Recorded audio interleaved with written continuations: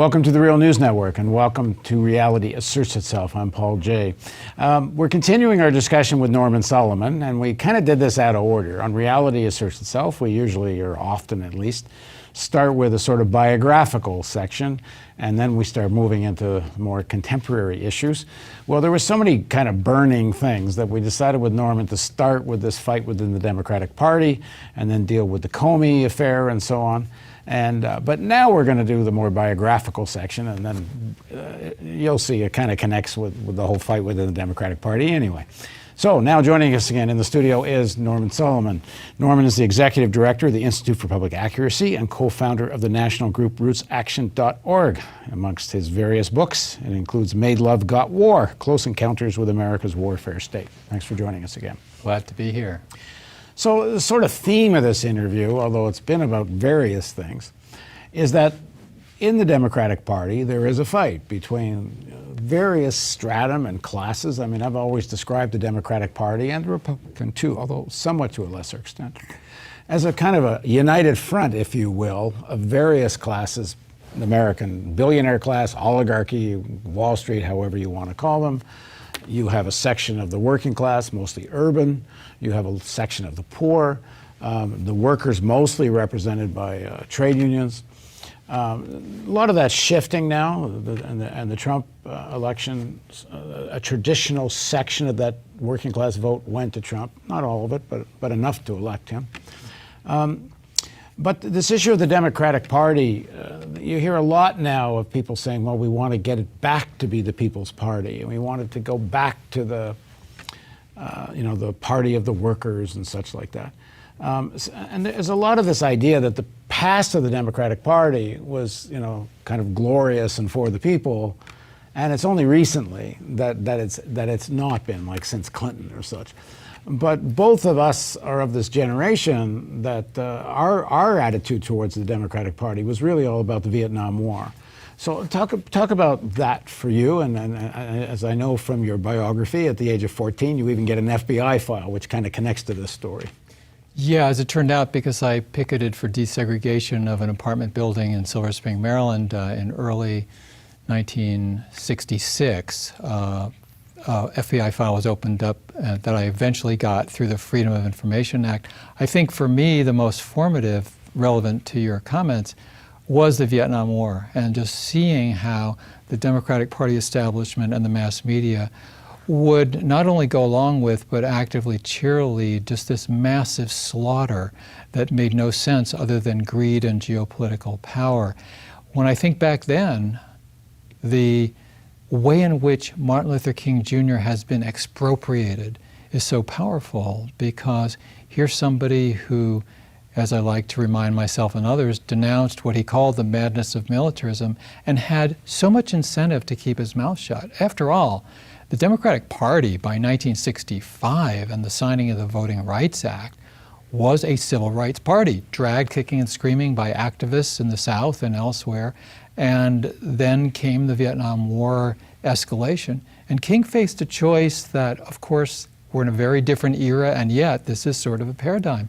A choice that so many leaders face and fail, that he was willing to succeed at a matter of conscience and political leadership, denouncing the Vietnam War.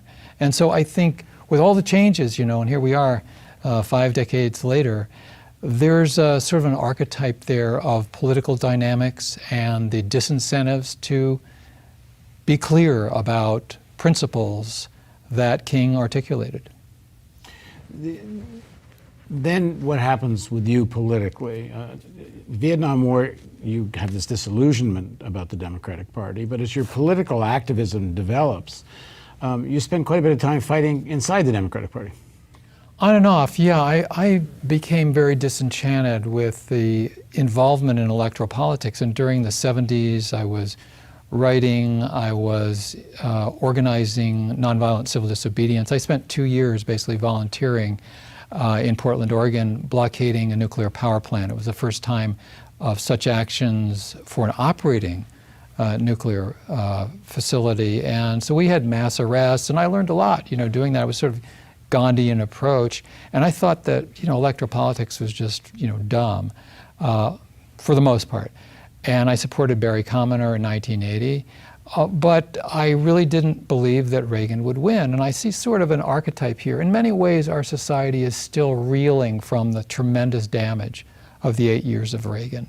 And so when people in the year 2000 said, well, you know, Gore, Bush, what's the difference? Or when they said that in terms of Trump, especially in domestic politics between Hillary Clinton and Trump in the general election, it just flies in the face of history. When the extreme wings of the corporate pair of parties get power, a lot of people suffer. People of color, poor people, the feminization of poverty is played out more viciously. So for me, it was eyes wide open during the Reagan era, and I began to gradually feel that we could not seal off the electoral arena. Now that should seem like obvious, and I think it should be made obvious. We need the electoral area as part of the battleground, if you will, the nonviolent battleground for humane values and progressive politics. And that gradually drew me back to the point where I was just last year a Bernie Sanders delegate to the National Convention. What do you say to people who say that if all the people who have spent so much time fighting within the Democratic Party, even the Sanders campaign, spent the same effort building a third party, excuse me, that a third party be in a far better position, especially given what's happening now? Yeah, I just got back from Germany where there's a parliamentary system and you've got Die Linke, the left party, 10% of the parliament. You've got the Greens, 10% of the parliament. We don't have that here. And I think it's just a reality of, are people serious about gaining some state power for the left or not? And so we can fantasize all we want. There's reasons why Barry Commoner was shellacked. There's reasons why at the heyday of the Green Party nationally, Ralph got 2.7%, and now they're getting 1%. I mean, if you want to talk about a waste of energy, it's the national Green Party presidential campaigns that I think are the epitome of that in the electoral arena. We've got to make this fight. We need to win so that we can win governorships, and there are differences between right-wing Republican governors like Scott Walker and liberal, sometimes mushy Democrats like Jerry Brown of California. We can't afford as progressives to say, oh, what the hell, they both don't meet our standards, and so we'll let the poor people in these states suffer or not, and we're indifferent. Well, that's not progressive politics. Well, let me just push back a bit and give their argument. I say their because it's not my argument, but there's something to it. That there's a lot of energy and organizing and talent and experience that goes into this fighting it's out in the Democratic Party. If that all went to a Green Party or some kind of other independent party, then it might have more of a role, more significant. Right now, so many people stay within that fold, and the argument goes, help creates illusions that there is a possibility of some real reform of the Democratic Party. Well, there's a possibility that if Bernie Sanders ran for president, he would help galvanize some huge movements. If Bernie had run on the Green Party ticket, he might have gotten 2 or 3 or 5% if he started that way. But I think he had the wisdom, and many people foresaw that we take the fight to those who have dominance of one of the two major parties. And I think there's a counterpoint, if you leave aside their horrendous politics, to the Tea Party and the way the right wing, going back to Pat Robertson in the 80s, saw that opportunity with the Republican Party, and they grabbed it and they used it. And we have the possibility not to foreclose, but on the contrary, to have a synergy between all the different kinds of grassroots organizing and protests and infrastructure of progressive movement groups around the country. We can't allow the corporate Democrats to simply have a free fire zone and a field day inside the Democratic Party. We shouldn't put our eggs in that basket, but we shouldn't just let them have the run of the show. Now, you were a delegate, Sanders delegate at the Democratic Party convention in Philadelphia. You were part of the California group. There was a point where you were even thinking walking out. As soon as the Clinton camp closed out even Nina Turner from nominating Bernie Sanders seemed petty, almost a kind of revenge against her for how dare you, we brought you up within the Democratic Party in Ohio, and how dare you be a Sanders type. You were supposed to stay loyal, Clinton. I mean, the Clinton, the Clinton machine and the corporate Democrat machine, they're vicious. They play hardball. They are the oligarchy. How do you see this playing itself out over 2018 and 2020? If Sanders runs again, it sounds like he's going to, or someone else, but right now it sounds like Sanders is going to run. He's the only public face of the Democratic Party now, other than Schumer, that has any media profile. He stands a very good chance of doing very well. But what happens? I can't imagine the Democratic Party establishment allowing him to win unless somehow he convinces them he's not, he doesn't actually believe the stuff he's saying, but I think there's every reason to think he does. Well, 2 years ago, it was unthinkable that someone of Bernie's politics could gain as many delegates as he did.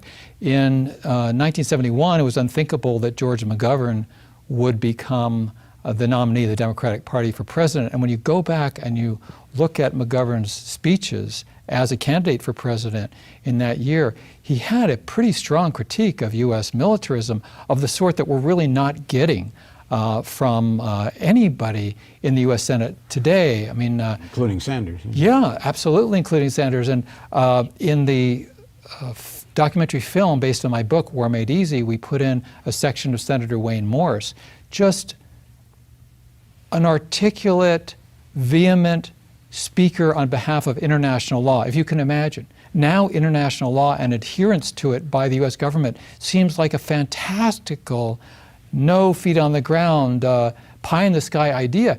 He articulated it to denounce the Vietnam War. And I think when you look at Wayne Morse, who was, after all, elected ultimately as a Democrat from the state of Oregon in the U.S. Senate, that is possible. I mean, when you hear him, you also contrast him to every single member of the Senate, and it's night and day. We don't have a single senator with the clarity that Morse had. So let's game theory play this out. So let's say 2018, there's a few breakthroughs, some right-wing Democrats get primaried. Honestly, it's not looking like there's going to be a lot of success primarying right-wing Democrats. Maybe that will change as we get closer to 2018. I think there's a lot of pressure right now, elect any Democrat, because they want to take back Congress and Trump. And so what I've been calling a temporary truce in a civil war within the Democratic Party is really going to break out as we head towards 2020. Do you think that people need to be planning for, by people I mean progressive people that support the Sanders type of movement, that if there's a block by whether it's rigging the vote or some shenanigans at the convention or something, that there will have to be a point where people walk out of that convention, and that in theory Sanders should lead it, and in theory that does give rise to another party? Well, I mean, can you imagine this corporate Democrats allowing this kind of win? Well, I mean, again, a couple of years ago, we couldn't imagine that the corporate Democrats would allow someone like Bernie to amass 45% of the votes, or again, the McGovern. So I go back to that, but I think the phases of the next few years that you've mapped out are very significant, because there is historically, as alas did not quite work in the 30s in Germany, there's a necessity sometimes at that historical moment for a united front. And I think getting rid of the Republican majority of the House in 2018 is a laudable goal, at the same time that you got to fight in the primaries to get the best people you can who are populists, progressive populists, who actually not only are better leaders, but also have a better chance of winning by not just being corporate flacks, as Hillary Clinton pointed out in her actions. Doesn't necessarily work, to put it mildly. But after that, we're going to be back in a very similar argument, I think, to what we had in 2015. Just let me stop you. When you say united front, you mean defeating Republicans. All those who want there will be a point where defeating Republicans is the issue. So if you can't beat them in the right-wing Dems in the primaries, there is going to have to be a thing of just getting Democrats elected to defeat Republicans. In 2018, ultimately, for the general election, it's going to be, do you want Paul Ryan to be Speaker again? So I think that is going to be a real thing, and I think it's valid to say we want to get rid of Republican control of the House because it's so important. But then you get past there and you get in 2019, and the reality is that we had a twisted argument by the mass media in 2015 and into 2016. It was the conventional wisdom that was totally wrong, which was an establishment corporate hawk candidate like Hillary Clinton was the best chance to defeat the Republican for president. Turned out to be bass-ackwards argument, totally wrong, and we're going to see it again. And as I think we could plausibly say, Bernie would have done much better against Trump than Hillary did, and I think we're going to be looking at that same issue again. Can you defeat phony right-wing populists with corporate Democrats? And I think Hillary Clinton showed you can't. I think Bernie could. What if the establishment candidate, and this is pure speculation, is Elizabeth Warren? Well, I think as broad brush, she's very good in domestic policy. Her foreign policy seems to be totally conventional and therefore dangerous. And people have to make that choice. I've heard some discussion about a Warren-Sanders or Sanders-Warren ticket. We don't know. So go back to my question. When I say I can't see them allowing a Sanders victory if there's the machinery to prevent it, I know they never thought Sanders could become what he did. I know they did try to stop, and there's certainly some accusations of a certain amount of rigging that took place during the primary. I don't think anyone's made the argument that's entirely why he lost, although there may be some of the, one or two of the primaries that maybe there was some voter suppression that was decisive. It's possible. But they're capable of a lot of nefarious stuff, these corporate Democrats. We know from WikiLeaks the kind of stuff that went on at the DNC, and that's probably mild compared to what could be done. Is there a point where people need to be planning and thinking now for what happens if Sanders and at all have to walk out? Because there's even some technical issues. He can't just walk out and become a candidate for president because he won't have a party that's registered in 50 states. So, yeah. Well, a couple points. First, 2/3 of the superdelegates who were in place in 2016 are eliminated in 2020 because of all the opposition to the rigging of the system through superdelegates. That pressure forced the establishment, if you will, to say, okay, we get rid of 2/3 of them, so they'll be 200-something instead of 700-something. Yeah, because the other ones now have to vote the way their states vote. So if Sanders or whoever wins the state, the superdelegates have to vote that way. It's a real improvement. It's 2/3 of the way to what we need. So that would shift the terrain a bit against the establishment candidate in 2020 compared to 2016. But directly to your key question, I think if Bernie is a barometer, Bernie Sanders, beginning in 1984 when he was an independent politician in Vermont, fight like hell in the primaries has been his precept, but in the general election, he campaigned for Mondale against Reagan. And ever since, he has had that, I think, wise understanding that you fight in the primary for the best candidate, but you don't pretend that it doesn't matter if the Republican is elected in the general. So I certainly don't in any way foresee Bernie leading such an exit. And I think that the way to build a third party is from the grassroots up, from the foundation. Metaphorically, every 4 years, Jill Stein wants to put on the roof and there's no foundation, let alone walls, if she wants to build the structure. And so I love to give the example, as I mentioned in an earlier discussion we had, of the Richmond Progressive Alliance in Richmond, California, because it's sort of the opposite of starting with a presidential campaign and wanting to get 1 or 2% as a practical matter. They're saying, you build power from the grassroots. And I believe it was Jon Stewart who said that while we were laughing at the right-wingers and then the Pat Robertsons and the Tea Parties, and we were making jokes about them, they were winning school board elections and county commission elections and then state legislature elections. And they're no laughing matter now. They're tragedies unfolding. So I think we need to take a page there, not of course in content, but in terms of a belief in grassroots organizing. I think this is an irony, that in many ways the liberal Democratic Party leaders are much less committed to any sort of belief in grassroots democracy than the right wing. And that's horrendous. They believe that you do it out of the Beltway and the big money folks, and we as progressives need to prove that you make lasting change with grassroots organizing. Okay, in the next segment and final segment of this series of interviews, we're going to talk about Norman's activity and work to do with whistleblowers. He's very involved, and we'll find out more about that on the next episode of Reality Asserts Itself on the Real News Network.